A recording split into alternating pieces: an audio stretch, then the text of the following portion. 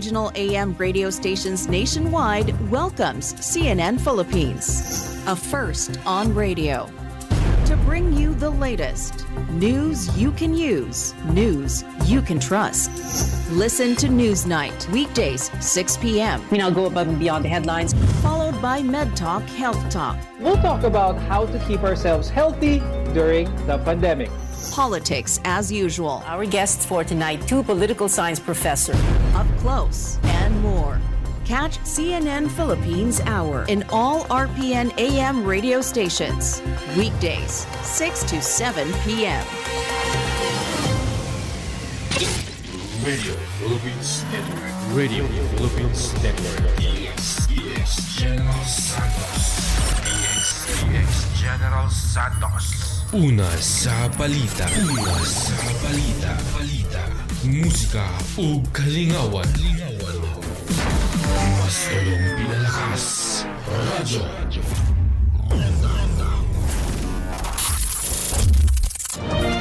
This is CNN Philippines.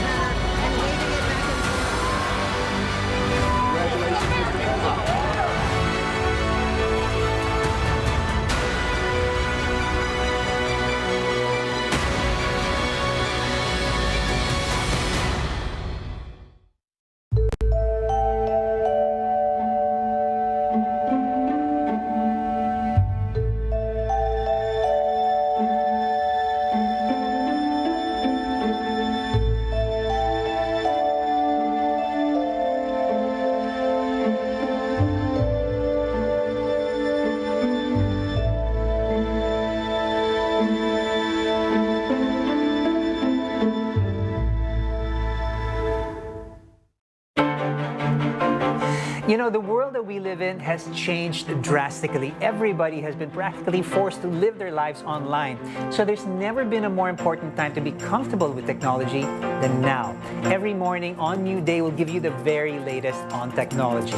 We'll talk about the latest gadgets, hardware, apps, and software so that you stay up to date when it comes to tech.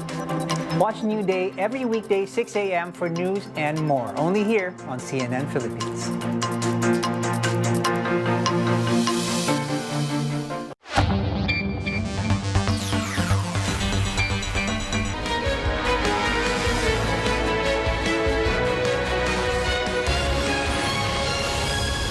This is Newsnight, where we go above and beyond the headlines. I'm Pia Ontiveros. Tonight on the program, presidential candidate Leody de Guzman, groups and even Malacanang condemning a shooting incident during the labor leader's visit to Bukidnon.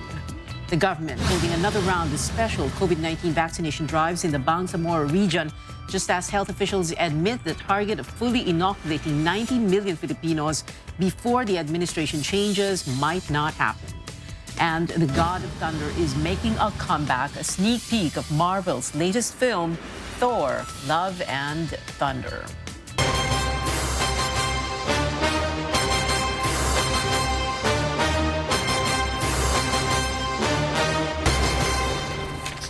A security threat for a presidential candidate just 20 days before the Filipino votes. Gunshots were fired during the visit of labor leader Leody de Guzman in Bukidnon earlier today.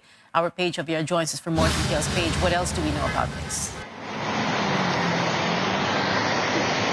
Well, Pia, what started out as a peaceful protest by indigenous peoples turned into a violent scene. At least 5 people were wounded following a shooting incident during the meeting of presidential candidate Leody de Guzman with the Manobo Pulang-Iyon tribe in Barangay Butong in Bukidnon. Among those hurt were members of the tribe and a local organizer of farmers identified as Nani Abelia, who was beside de Guzman during the time of the attack. De Guzman's camp says it happened as the tribal leaders were discussing land-grabbing issues involving their ancestral land, which they claim was occupied by a local official.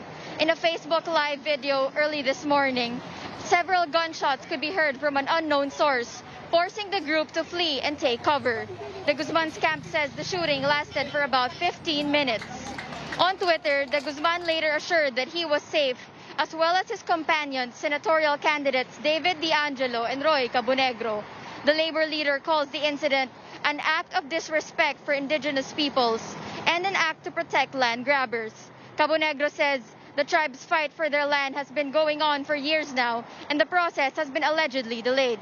He turns emotional recounting the incident as he chastises local authorities and the National Commission on Indigenous Peoples for their supposed inaction.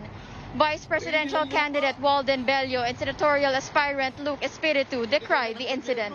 The Magsasaka party list also condemns the shooting, which resulted in the injury of one of its members. Malacanang also denounced the attack. In a statement, acting presidential spokesman Martin Andanar says, quote, "Violence has no place in any civilized society." The palace urges local authorities to conduct a thorough investigation and hold accountable those involved in the incident in Bukidnon. Pia? Paige Javier there reporting. Well, the shooting incident comes a day after President Rodrigo Duterte said he will enforce the limit on the number of armed bodyguards for candidates. Mr. Duterte notes he would invoke the Alunan Doctrine, where 2 or more armed men are considered a private army. The president told candidates to seek assistance from the police or military if they sense danger, as he threatened arrest for those who violate that rule. He's the president in his own words. Talagang pupuntahan kita, private army, I will arrest you and your bodyguards. Tandaan ninyo, hindi kami pabayag sa gobyerno na magkaroon ng terrorism sa election. Maniwalat kayo sa hindi, tutuhanin ko kayo. We will enforce the law to make the election peaceful. Acting presidential spokesperson Martin Andanar, meanwhile, says Malacanang cannot provide security personnel for Bongbong Marcos since it can only give protection to the sitting president and his family. A Nakalusugan party list representative Mike Defensor earlier urged the palace to provide security personnel for Marcos. The lawmaker said Marcos is the only major presidential candidate who does not have government security because he is not an incumbent official. Well, still in Marcos, Cebu Governor Gwen Garcia is confident that the former senator will win the province with a record-breaking margin. Garcia says Marcos can surpass the 1.2 million vote margins of past presidential candidates, which include Duterte and former President Gloria Arroyo. The re-electionist governor claims 95% of incumbent officials in the country's most vote-rich province are allied or aligned with her. Her party, One Cebu, recently endorsed Marcos. You do the math. By comparison, I think we will be delivering even greater than what had been the previous margins, not votes, lamang. And it also helps. BBM and Inday Sara are way ahead. Ngayon, I'm governor, the mayor of Cebu City, the mayor of Lapu-Lapu City, the mayor of Mandaue City, and I, representing 44 towns and 6 component cities, have now thrown our support behind the UNI team. So, for the first time, we have this One Cebu Island phenomenon. Marcos held what he called a grand festival rally in Cebu City Monday. Local police claim more than 300,000 supporters showed up. Marcos placed third in Cebu province during the 2016 vice presidential race. His fiercest rival, Vice President Leni Robredo, carried Cebu province, while Alan Pito Cayetano, the running mate of then-candidate Duterte, won Cebu City. Robredo vows to help fisherfolk in Zambales amid China's aggression in the West Philippine Sea. In a dialogue with fishermen, Robredo said the government should provide them better vessels to match Chinese fishing boats in the area. The VP is also looking to strengthen the Coast Guard to avoid bullying incidents. Early this month, Robredo got the support of fishermen who were in the boat that sank after being hit by a Chinese vessel in 2019. So dapat tayo nag-i-invest yung pamahalaan para magpagawa na maayos na mga fishing vessels para sa mga mangingisda natin. Para kahit papano, natatapatan natin yung dami nila. Presidential candidate Jose Montemayor is against the revival of the Bataan nuclear power plant. He says there are plenty of health and disaster risks similar to what happened to other power plants like the 3 Mile Island in the U.S., Chernobyl in Ukraine, and Fukushima in Japan. Montemayor says the country should tap renewable energy instead. The Commission on Elections is keeping Smartmatic as its biggest technology provider for the May 9 polls, despite a confirmed data breach that occurred in January. Find out why from Melissa Lopez. Smartmatic stays on as the technology provider of the May 2022 elections, despite figuring in a data security breach that initially cast doubt on the integrity of the polls. Because of the proximity of the election, it is not wise to take any drastic action against Smartmatic that might prejudice the conduct of the elections in May 9. While COMELEC has the power to terminate Smartmatic's contracts and blacklist it for future biddings, Chairman Saidamen Pangarungan told the Senate panel that they are holding back until the NBI submits its final report. The poll body did not release a 90 million peso check to Smartmatic due last March amid the security breach. The company bagged some 3 billion pesos worth of deals for the May 9 elections. The NBI says Smartmatic's systems recorded over 700 file downloads in 6 days on the week of January 9th. This was traced back to contractual quality assistance worker Ricardo Argana. The dismissed employee later admitted to giving access to Smartmatic data to a third party whom he met on Facebook chat. He confessed he was promised free tech trainings and cash worth 50 to 300,000 pesos. The data ended up in the hands of hacker group XSOX, who reached out to offer cybersecurity services to Smartmatic. But when ignored, the NBI says it threatened to leak the data to the media and the public, but to no avail. Authorities sued Argana for illegal access of data and is looking to file more charges this week. The NBI is convinced that Argana and XSOX are working with the hacker behind the 2016 COME leak incident. We believe he is not acting alone. And we have already identified some person of interest. The NBI also says the hackers only got 4 gigabytes of data, contrary to a 60 gigabyte claim. Smartmatic says stolen data covers company policies as well as rules for out-of-office work. Despite this, both COMELEC and Smartmatic assure that the incident will not affect the outcome of the elections. Security has been beefed up at Smartmatic's headquarters in Laguna as well. Also on Tuesday, COMELEC compiled its second trusted build for its transmission router as part of last-mile preparations for voting day. Melissa Lopez, CNN Philippines.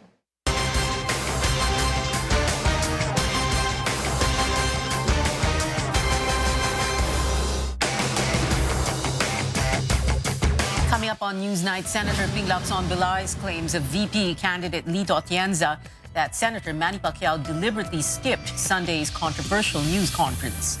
And the God of Thunder is back with a hammer-wielding goddess. A sneak peek into Marvel's Thor, Love and Thunder here on CNN Philippines.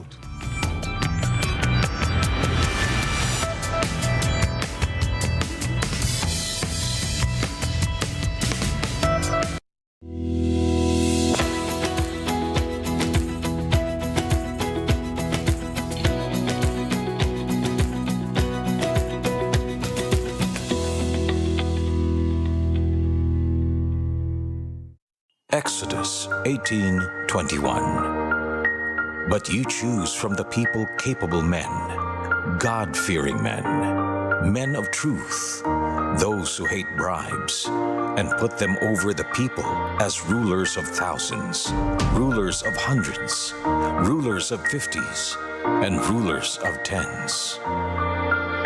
Ang mabuting balita ay hatid sa inyo ng MX3.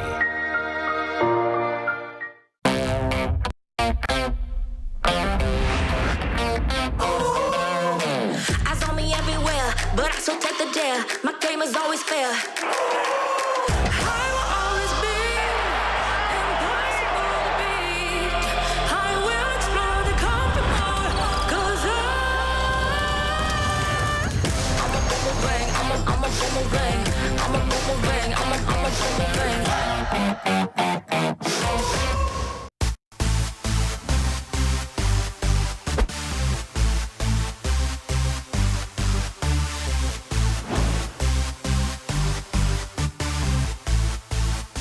Uplift is an acronym. It basically recognizes individuals and institutions who in 2021 helped unite, lead, perform, inspire, bring focus, and trended. Sort of basically became our silver linings or good news. What we did with the Manila Bulletin was we decided to put all this together and create 10 categories. And then we had a panel of judges who would then rank those nominees. And that's how we arrived at the 10 awardees who are being honored tonight. I'm hoping that people will recall, even just for a moment, what all these 10 people did last year. And it'll be part of their memories of why in 2021 there was still hope despite all that transpired because of the pandemic.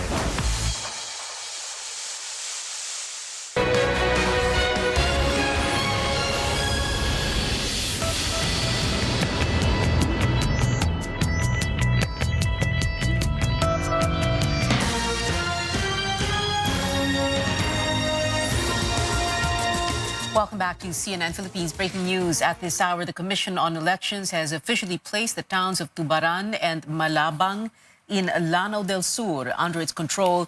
This is a developing story. We'll give you more details as soon as they become available.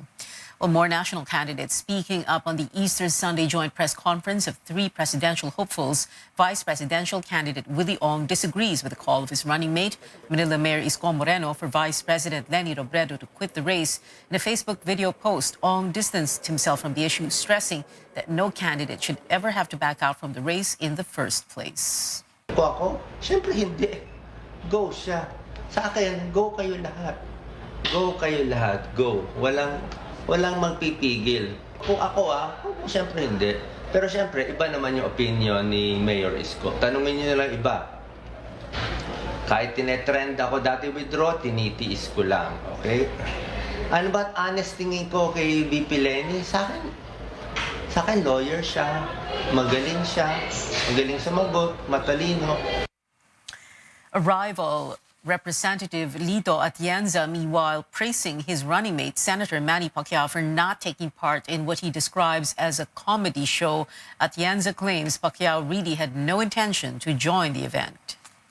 Sabi nga niya, nung pagkatapos niya, kasi tinanong ko, bakit di ka dumating? Sabi niya, bakit ako pupunta ron? Naramdaman ko na iba yung sinasabi, iba yung agenda. He will not join a comedy show like that. I knew it was going to turn out to be a parang Three Stooges show. Gusto nilang hampasin yung kalaban, ang hinampas sila pare-pareho sila na nagampasan ng sarili nilang ulo. Tawa na tawa si Manny. Nagtatawa lang kayo ni Senador Manny Pacquiao sapagkat hindi ninyo ginawa yung tama. But presidential candidate Senator Ping Lacson refutes Atienza. Lacson says it was just Atienza speaking and not Pacquiao himself. He claims it was Pacquiao who asked to delay the press conference by an hour since he will be coming from the province. Up to the last minute, Lacson says Pacquiao was in touch with them. It was not deliberate because kausap pa namin siya, naka-speaker phone siya, kausap niya si Senate President. The reason why naging 11 o'clock yung press con, that was upon his request. So mali yung sinasabi ni Congressman Atienza, that's a lie. It's only coming from him. Hindi galing kay Senator Pacquiao yon. And I cannot imagine Senator Pacquiao denying na kasama siya sa press con, sa paganda sa press con. Isko Moreno will not apologize for calling on Robredo to withdraw after fellow presidential candidate Norberto Gonzales said he was sorry. That's for him. I don't apologize on something that I believe that is fair. Hindi ako humihingi ng pasensya sa isang bagay na ginawa ko na makatwala. Hiningi niyo sa amin ng withdrawal, hingin din namin sa inyo ang fair lang. The Robredo campaign said it appreciates the former defense chief's apology but noted that it was unnecessary. Well, a faction in the ruling PDP Laban party backed by President Duterte expresses concern over claims there could be destabilization if its endorsed candidate Bongbong Marcos wins. The group, led by Energy Secretary Alfonso Cusi, says President Duterte could be forced to go overtime if the country fails to proclaim a new successor because of instability. Wag naman. Sabi nga niya, ready na siya to go. And so let's make the conduct of the election really orderly. para hindi siya mag-overtime sa trabaho niya. If you will come out with the destabilization, of course, this administration will not allow that to happen. And kung magkakagulo, magkakaroon ng election, then we have to maintain the status quo. The president's term ends on June 30th. The Constitution says the vice president-elect will act as chief executive in the absence of a president-elect. In the absence of both, the Senate president shall take over. The House Speaker is next in the line of succession. That doesn't mean a term extension. Hypothetically, there are a lot of possibilities that could happen, no? Kasi kung wala rin ang Senado, kahit paano sa kalahati ng Senado, wala. Ang Kongreso, wala rin. Hindi naman tayo nagsabi ng failure of election, hindi naman tayo nagsasabi ng sabotage, no? Eh yun na nga sila nananakot agad na pagka sila natalo, gano'n na mangyayari. Pwede ba yun? Mananakot na yun eh.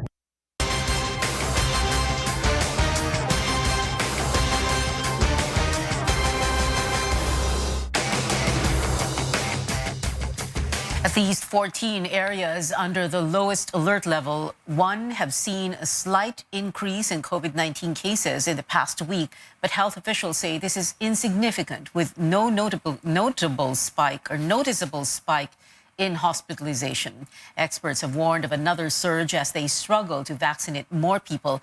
A DOH official admits it may be impossible to reach the 19 million target vaccinees before the Duterte administration bows out. Carolyn Bonkin reports. Pop-up vaccination sites were opened to devotees in several church grounds last Holy Week. It's an effort to boost COVID vaccine coverage. Yet only about 500,000 people got fully vaccinated in the past 11 days. Earlier, vaccinating this many takes only a day or two. Booster shots also not as in demand. Among those qualified, only 12.7 million availed. 36 million still not boosted. Magpa-boost po kayo kasi isa po itong paraan na may ensure natin na mananatiling mababa ang number of severe cases. As inoculation slowed down, the Vaccination Operations Center head admits fully vaccinating 90 million Filipinos by end of June won't likely happen. We are looking at 77 million sana fully vaccinated and then improving our booster doses. So that will mean about 900,000 jobs per day. So kailangan talagang irampa natin ng gusto yung ating pagbabakuna. The biggest chunk of unvaccinated are in BARM. It's the only region that still hasn't fully vaccinated half the target. Merong hesitancy sa natin na magpabakuna. So nagiging problema ho. May mga areas na malalayo na mahirap i-access. Dahil mababa yung cases, pakiramdam ng mga tao ay nakakailanganin yung bakuna. In an attempt to reach over 23 million who have not yet completed the doses or still unvaccinated, the DOH is holding special vaccination in BARM, Soc-Sargen, Negros Oriental, Negros Occidental, and Palawan. Sa time tayo na tinatawag na last mile, ang mahirap talaga i-reach yung 1/3 ng population. So marami pang hindi pa nababakunahan o ayaw magpabakuna o hindi pa kumbinsid kung magpabakuna. They are complacent. Kaya nasa hard to reach areas. Incentivize natin yung pagpapabakuna. Pangalawa ay dadamihan ho natin yung mga centers. Gamitin pati yung mga mosque. A second booster shot for the elderly, severely and moderately immunocompromised people, and healthcare workers will be available in a week or two. This time, the single-dose Johnson & Johnson vaccine used to be reserved for the elderly and far-flung communities will be among the brands to be offered as booster shot. Carolyn Bonkin, CNN Philippines. Philippine Ambassador to China, Jose Santiago Chito Santa Romana, has passed away. The Foreign Affairs Department did not disclose the cause of death, but Santa Romana had just returned to Beijing from Manila and was quarantined in a hotel. Embassy officials are coordinating with the Chinese government for the immediate repatriation of his remains. The DFA honored Santa Romana for making Philippine-China relations, quote, flourish despite differences. He was appointed as Manila's ambassador to Beijing in December 2016, but took up his post in February the following year. Santa Romana's predecessor, Erlinda Basilio, had fallen ill, leading to his appointment. The ambassador was no stranger to China, having spent more than 3 decades there. He first visited China as head of a Filipino youth delegation with 2 other journalists and could not return after martial law was declared in 1972. Santa Romana later became Beijing bureau chief for American television network ABC News for over 2 decades. Chinese Ambassador Huang Xilian has extended his condolences over the passing of his Filipino counterpart. Huang recognized Santa Romana's, quote, undeniable contribution to the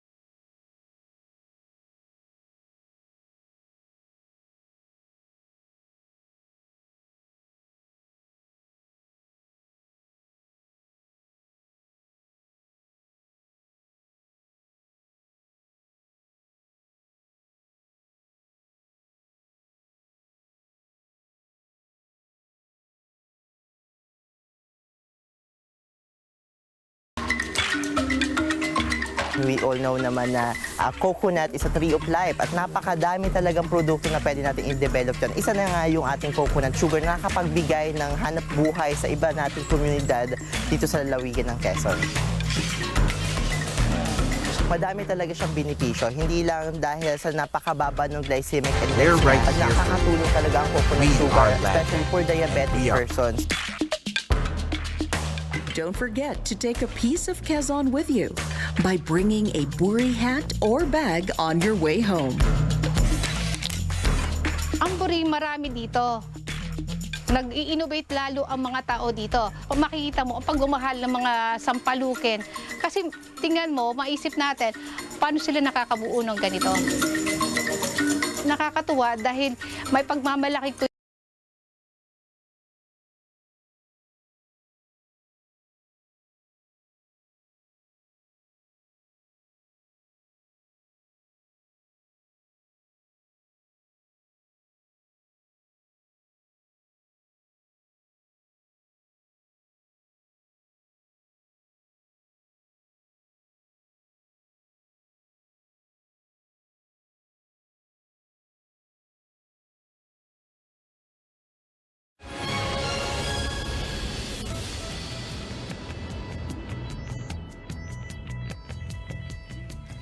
Welcome back. News on Pinoy athletes. EJ Obiena says being the nation's flag carrier at the Southeast Asian Games in Vietnam is both an honor and a source of motivation to train harder. The Olympic pole vaulter tells CNN Philippines Sports Desk he did not expect the special role, but it makes him more determined to win. EJ also sharing what's next for him with events other than the regional meet in Vietnam. Having this opportunity to, not just represent the athletes, to be honest, it represents 7,000 islands in the Philippines and, millions, hundreds of millions of people. So it is an honor. We're looking forward to 3 major championships, which is Southeast Asian Games, then World Outdoor Championship in Eugene, and then we have the Asian Games in September in China. So hopefully I'll be able to do all of those and with good quality, and hopefully we'll bring some hardware back to the country. And the first Filipina marathoner to compete in the Olympics, Mary Joy Tabal, is welcoming a child this October. But this also means she will miss out on the SEA Games next month. In a Facebook post, Mary Joy said she hopes to get back to training and competition by the end of 2022. Well, how are basketball teams faring in UAAP Season 84? The UP Fighting Maroons made their 8th straight win, defeating FEU today by a small margin, 73-70. Richie Rivero showed the way for UP with 19 points. The Tamaraws suffered their 3rd consecutive loss with this game.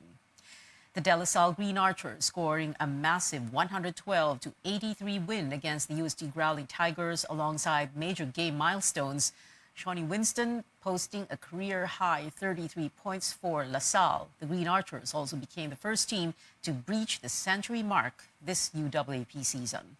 Meanwhile, the Ateneo Blue Eagles keeping their unblemished record with a 76-63 victory against the UE Red Warriors, who remain winless this season. One more match for today with NU facing Adamson at the Mall Asia Arena at 7 p.m. And coming back to the big screen soon, none other than the God of Thunder. The first poster and teaser for Thor Love and Thunder released today. The trailer featuring familiar faces from Chris Hemsworth as the Asgardian hero to some Guardians of the Galaxy like Chris Pratt's Peter Quill. We'll also get a sneak peek of Natalie Portman as the female Thor. Remember what I told you? You ever feel lost? Just look into the eyes of the people that you love.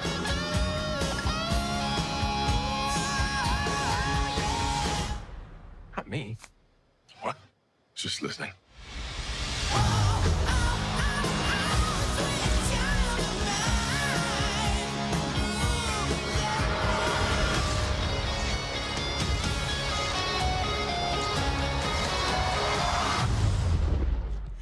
The film arrives in cinemas this July. Thor is the first character in the Marvel Cinematic Universe to get 4 solo movies.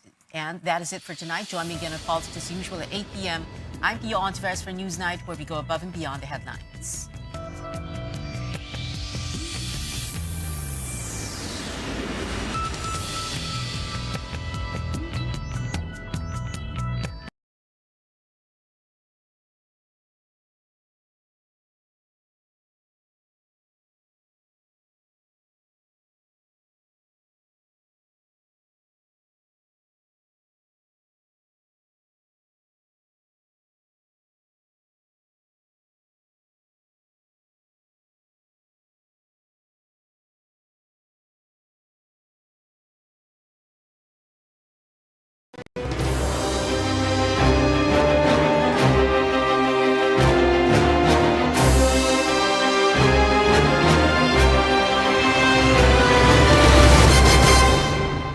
You're watching The Source on CNN Philippines. I'm Pinky Webb. Let's go up close and personal with Vice Presidential Aspirant and Senator Kiko Pangilinan. Senator, makailang ulit niyo pong sinabi ang kalaban COVID, gutom at kahirapan. If you win as Vice President, and in specifics, what's the first thing you're going to do? You know, we will expand all the interventions of Vice President Lenny in her office. Solid support for our frontliners in terms of PPEs. Ginawa niya yan. Hanap buhay sa gitna ng pandemya, ginagawa niya yan. Yung telekonsulta, dahil natatakot ang ating mga kababayan pumunta sa ospital, hindi alam kung saan pupunta, meron telekonsulta si Vice President na libo-libo na ang natutulungan na bibigyan ng adviso at advice. Yung pagbigay ng trabaho sa mga mananahe, di ba? Para sila ang gumagawa ng PPEs. Of course, dapat international standards. So all these interventions that she has been doing already for the last year, almost 2 years, yung ayuda, yung food packs na nade-deliver, lahat yan ay palaliwigin pa natin. And of course, solid contact tracing, solid testing, solid isolation ang kinakailangan gawin. And that's what we're going to do. Para talunin natin ang COVID. And of course, the economic... Sorry, sir. When Go you ahead. talk about, this is very important, when you talk about solid contact tracing and solid testing, okay. While we've had different czars for testing, tracing, treatment, etc., kayo ho ba nakikita ninyo na posible yung tinatawag na free mass testing? Of course, when we say mass testing, let's underscore the fact that hindi po every single Filipino, but of course, siya po si first degree, second degree, and third degree. Nakikita niyo ho ba na under a Lenny Kiko team up, magkakaroon po ng free mass testing? Well, we will endorse that because that was our position from day one, na dapat libre ang testing at gamitin yung pondo ng masinop. Kasi ang nangyari dito, free testing yung ating panawagan. Ang nangyari, yung testing kits, kalahating bilyon ang nag-expire while in storage. So talagang mayroong problema yung COVID response. Ayusin natin yung COVID response. Matiyak na tama ang management nung buong effort dahil talagang nakita natin matindi ang naging kakulangan. So yes, I support mass testing that should be free and shouldered by the government, as is the case for vaccination. Dahil pag wala tayong ang vaccination libre, dapat ang testing din libre. Dahil yan ang effective way of really managing, arresting. Alam natin kung sino ang may positibo para ma-isolate kaagad para hindi na kumalat ito. So kasama yan sa ating imumungkahi. But I have to say, this is my personal view at this point. I will have to bring it up with our Vice President because we work as a team. No po. Okay, understandable. And kayo ho ay alam naman po natin perennial problem yung siguro yung kinakaharap ng mga magsasaka natin. Ano po? Kumbaga sila po yung gumagawa ng pinakamahirap na trabaho, yet sila po yung may maliit na kinikita. Once and for all, sir, what really can be done to help uplift the lives of our farmers? So, sorry, this is about which Sa sector? mga magsasaka po, the farmers. Oh yes. Well, you know, as ang naging karanasan ng ibang bansa, pagka sinuportahan mo at inalalayan mo ang ating mga magsasaka at mangingisda, dadami ang kanilang ani. Pag dumami ang kanilang ani, tataas ang supply ng pagkain, bababa ang presyo ng pagkain. Magiging mura na at abot kaya ang pagkain. Ma-address na ang gutom. Pinakamalaki sa gastusin lalo na ng mahihirap ay pagkain. Kapag bumagsak ang presyo ng pagkain, yung mga mahihirap ang pinaka makikinabang. Magkakaroon na talagang maayos na at masustansyang pagkain, lalo na ang mga kabataan, yung ating mga anak, na ma-address yung mga problema ng kalusugan. So really, supporting our farmers will provide better yields, mas mataas ang ani, mataas ang kita nila, pero bababa naman ang presyo ng pagkain. At mawawala na ang gutom. That is actually what food security is all about. Addressing hunger, addressing lack of supply. And by supporting your farmers and fisher folk, you're actually addressing in the long run yung gutom at kahirapan. As a last question, Senator, should you win as Vice President, ano po ang cabinet post na nararapat para sa inyo? I'm sorry, should I win?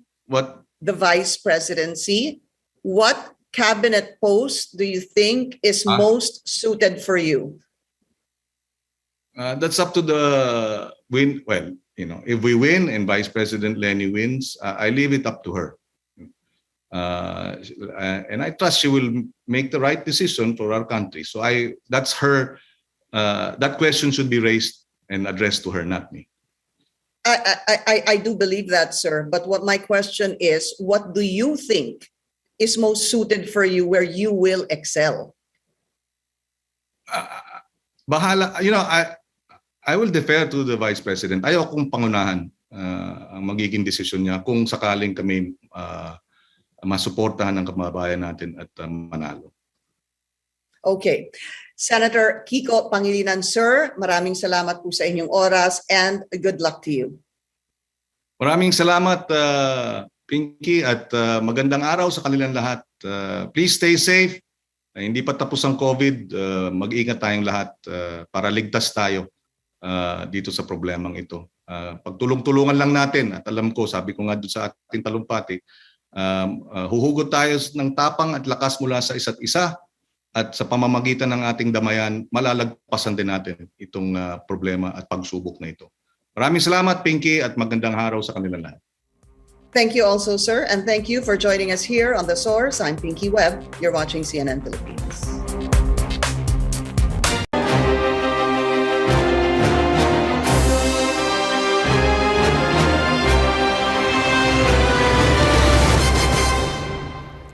is seeking re-election to the Senate for a second term. Senator Risa Hontiveros has become one of the most vocal opposition lawmakers in the upper chamber. Hontiveros is running under the banner of Akbayan and a guest candidate of Vice President Leni Robredo and Senator Kiko Pangilinan. Joining us now live on Up Close is Senator Hontiveros. Senator Risa, thank you so much for joining us on this program. The Philippines is one of the weakest, if not the weakest country in fighting COVID. How should this health crisis be managed differently? Oh my gosh, 180 degrees differently, Rico. We've been saying from the first days, test, trace, isolate or quarantine and treat, plus now we are saying vaccinate. So kailangan kong sabihin, step up, no? The government's pandemic response, despite our country being the largest borrower of loans for COVID response, bakit tayo yung magiging pinakahuli sa region natin in terms of recovering our national health and as well the health of our economy? So it's a very painful situation we are in right now, Rico, and it's on the minds, top of mind of all Filipinos looking at a possible change next year. We have to focus on health kasi next year, 2022, will be year 3 of the pandemic. We have to focus on the economy kasi nga we will still be within a few years at least of slow and very painful and, like I mentioned, laggard economic recovery. And I have to say, Rico, in this very hot season of Pharmally and other long-standing corruption issues, I think top of mind of citizens will be corruption. Checking it, fiscalizing it, and eventually eliminating it. Definitely, Pharmally will be front and center, no?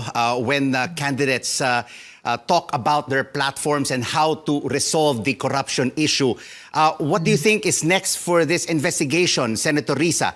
In a show of force, you have the Philippine College of Physicians along with several other medical societies expressing outrage over President Duterte's memorandum stopping executive officials from appearing in the Senate's ongoing investigation into the alleged corruption in his administration's pandemic response. Do you think the Senate Blue Ribbon Committee will really get to the bottom of it?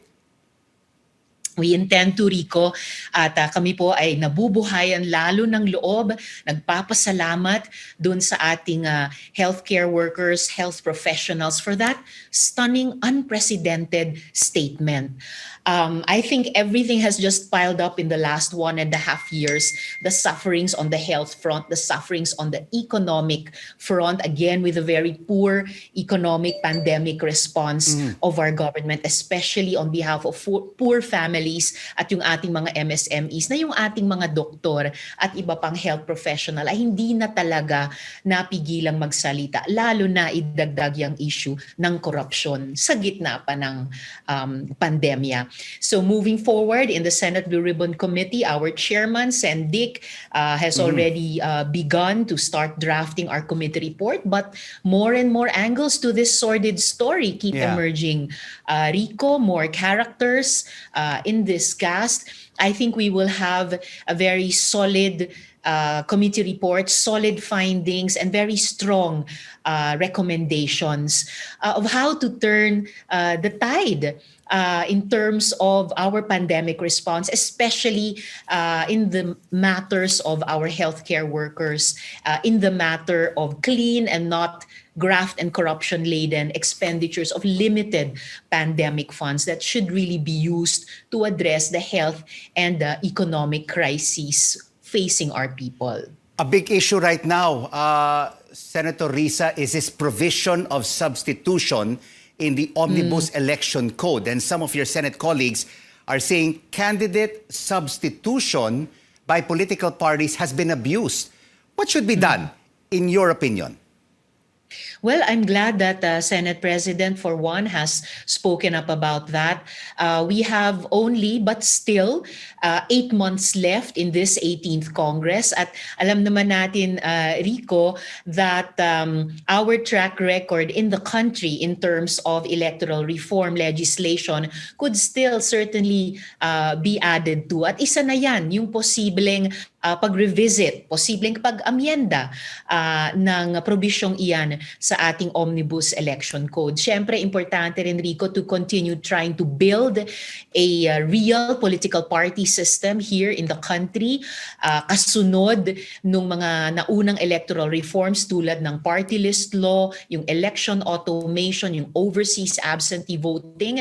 I think we could also work on additional electoral reforms like campaign finance reform, and other proposed reforms to the political party system para talagang lalo na ngayong panahon ng pandemya at papasok na naman tayo sa isang general election year, that not only the parties, not only the candidates, but citizens as well, all voters will be more enabled to focus on the issues that matter going into year 2022. Na gaya ng binanggit ko nga kanina, palagay ko front and center talaga kalusugan, ekonomiya at korupsyon. You have authored, Senator, a historic bill seeking to raise the age of sexual consent to 16-year-olds from the current 12 to protect children from sexual exploitation and abuse. Will this ever become law before your term ends? Oh, I'm certainly hoping so, Rico. Pasado na siya on third and final reading in both the Senate and the House. In fact, we are beginning our bicameral conference committee meetings tomorrow. And like I mentioned earlier, may 8 buwan pa sa loob ng Kongresong ito, sa loob ng administrasyong ito. This is a bill that I think no one can quarrel with.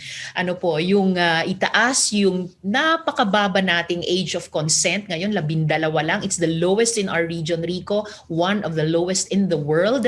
At itaas natin, palakasin ang proteksyon sa ating mga anak, sa ating mga bata laban sa statutory rape in the interest of protecting the best interest of the child, fulfilling our obligations under the United Nations Convention on the Rights of Children, while continuing to recognize the evolving capacities of young people. So, pwedeng pirmahan yan ni Presidente. At worst, he could let it lapse into law. Pero hindi ko ma-imagine any scenario na i-veto nila ito. This is what the Senate calls a happy bill. Kami po sa minority at yung mga kasama namin sa majority united to support the passage of this bill, and I believe it also had the widest support in the House. You mentioned earlier the economy is one of the main issues in these elections. More than 4 million Filipinos, Senator Risa, or even more. I mean, those who are not included in the statistics have lost their jobs. A lot of micro, small enterprises have shut down, are out of business. The economy is still weak and faces a long road to recovery. If you become a senator for a second term, can you give us specific legislation or initiatives that you will put on the table to jumpstart the economy and create jobs for our kababayans? I certainly can, Rico. On the heels of what we're trying to pass now as an even more health and economic responsive national budget for year 2022, kung may kahit anong pag-asa pa para sa isang Bayanihan 3. On the heels of that, kapag makapagtrabaho ulit ako sa Senado sa susunod, I will continue to work on bills like for Filipinos in the informal economy, maternity benefits for pregnant workers in the informal sector, benefits for our workers in the gig economy. Buhay na po ito, Rico, before the pandemic, and even more so with the lockdowns, with everybody working and studying online. Our delivery riders, even if they wish, the majority of them wish to preserve their status not as employees but as freelancers, holding their own time, making their own decisions about which jobs they will take, still benefits for them as working people under the law. For our overseas Filipino workers, Rico, especially as the global economy is only beginning to really get back on its feet in a still not completely designed new and better economic normal, one of the bills I'd like to continue working on, unless we can happily pass it in this 18th Congress, the Magna Carta of Seafarers for our mga marino, among many other economic measures, Rico, that I believe the next Congress can continue to work on in terms of our legacy in this 18th Congress. And what I hope the next administration will do much better than the current administration in terms of protecting Filipino families, lalo na yung mga mahihirap na pamilya, in terms of protecting yung ating mga micro, small, and medium enterprises from the worst effects of this pandemic and recession. And Senator Risa, and make sure that with this billions of pesos in funding, there is transparency and accountability, and that the funds are accounted for and it goes to the proper sectors and used in the right way. Exactly. That is what rankles, Rico, about the issues we are investigating and how to unearth the truth about following the COA audit report of the Department of Health's expenditures last year, 2020, kung bakit may 42 billion pesos transferred by DOH to the PSDBM without proper documentation, and how apparently that 42B has been dipped into to favor this small, new, undercapitalized company to the detriment, Rico, sa mga Pilipinong kumpanya na nag-repurpose to meet Filipinos' pandemic needs. Yung mga manggagawa nila na handang-handang gawin ang kanilang tungkulin sa ating bayan. And apparently, with a generous dose of influence peddling by the former presidential economic advisor, Michael Yang. And therefore, even the president's own role in this whole fiasco is still not completely accounted for. So definitely, with on the heels of our disappointment about how the administration has misused the funds appropriated by Congress as requested by the executive in Bayanihan 1, Bayanihan 2, the General Appropriations Acts or national budgets. Well, moving forward, Rico, in year 2022, we have to do much, much better on behalf of our suffering people. Kasi hindi talaga katanggap-tanggap na yung mga pondong galing sa buwis ng mamamayan, maayos na inappropriate ng ating Kongreso, hiningi ng executive, ay hindi gamitin optimally, maximally, to help our people recover our physical health, to help our economy recover its health, and again generate more jobs, again get more enterprises and businesses back on their feet, and set us back on the road that we were more than half a decade ago, and especially a year and a half ago, towards being one of the more developed economies in Asia, towards middle income status on the global stage. And we will continue our discussion with Senator Risa Ontiveros after this short break on The Final Word.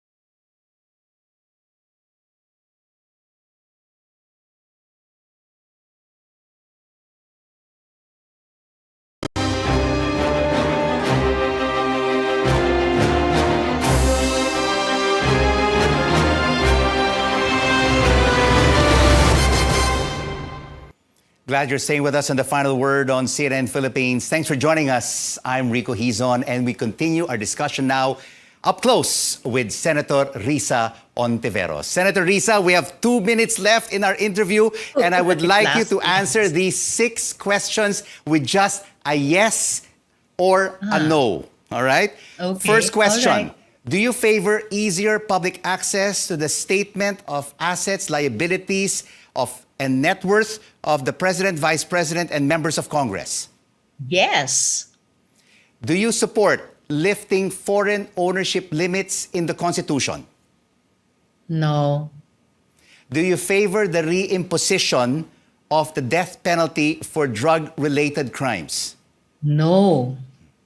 Should a sitting president be allowed to run for vice president in the next election? No. Do you favor resuming peace talks with the communist rebels? Yes. And should the country be more aggressive in protecting its maritime interests in the West Philippine Sea? Oh, yes.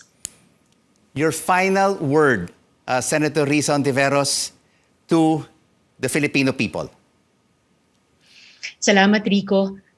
Sa mga kababayan namin at mga kapwa-botante, sana po moving forward beyond the sufferings of this pandemic so far, sa ating kalusugan, sa kamatayan na dumalaw sa sobrang daming pamilyang Pilipino, sa kawalan ng trabaho at hanap buhay, sa gutom na pinagdudusahan ng ating mga kababayan. Sana po moving forward, regardless of who we voted for in 2016, lahat po tayo nagdurusa. Sana po moving forward into 2022, mabawi natin ulit yung dati nating mas malawak na pagkakaisa. Pagtulong-tulungan po nating gumaling sa COVID-19 pandemic na ito. Pagtulong-tulungan po nating guminhawa muli. Bawasan talaga ng mahigit ang kahirapan na lalong dumami dito sa ating lipunan. At pagkaisahin natin yung insistence natin sa malinis na paggogobyerno at malinis na paggastos ng ating gobyerno sa perang galing sa ating pagod at galing sa ating buwis. Palagay ko po ay muli, regardless of sino ang mga binoto natin noong 2016, kaya pa nating magbuo ng mas malawak na pagkakaisa para sa ganyang mga pangarap. Isang new and better normal para sa ating lipunan sa 2022. Pagtulungan po natin iyon. Senator Risa Hontiveros, thank you so much for joining us on Up Close on The Final Word.